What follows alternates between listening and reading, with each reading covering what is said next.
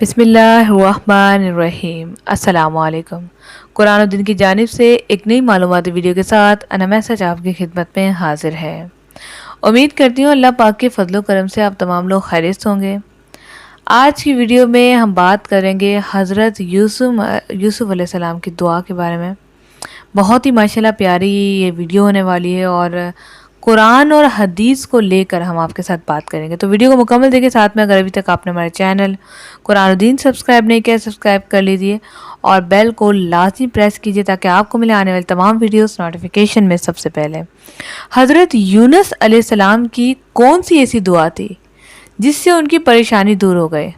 ترمذی شریف میں رسول اللہ صلی اللہ علیہ وآلہ وسلم نے حضرت سعد بن ابی وقاص رضی اللہ تعالیٰ عنہ سے روایت کرتے ہیں کہ رسول اللہ صلی اللہ علیہ وآلہ وسلم نے فرمایا، جب کوئی بندہ مومن اپنی تکلیف اور پریشانی کے موقع پر وہ دعا مانگتا ہے جو یونس علیہ السلام نے مچھلی کے پیٹ میں مانگی تھی تو اسے ضرور شرف و قابلیت حاصل ہوتی ہے۔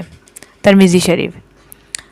سورہ انبیاء آیت نمبر نوٹ کر لیں آپ، آیت نمبر 87 ہے۔ سورہ انبیاء آیت نمبر 87، جس کا ترجمہ کچھ یوں کہ تیرے سوا کوئی عبادت کے لائق نہیں، تو پاک ہے، یقیناً میں ظالموں سے ہوں۔ عربی اس کی ہے لا الہ الا انت سبحانک انی کنتم من الظالمین۔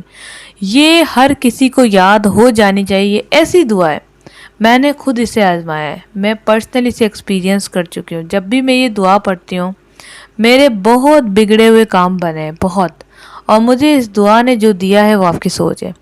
تو اس دعا کو اپنا لیجئے، اس کو یاد کر لیجئے، اگر یاد ہے تو پریشانی میں اس کو پڑھیے، انشاءاللہ تعالی اللہ تعالیٰ آپ لوگوں کی پریشانی دور کرے گا اور مشکلوں کو آسان کرے گا۔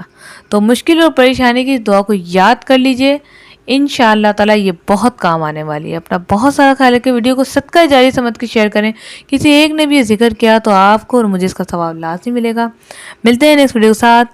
السلام علیکم ورحمۃ اللہ۔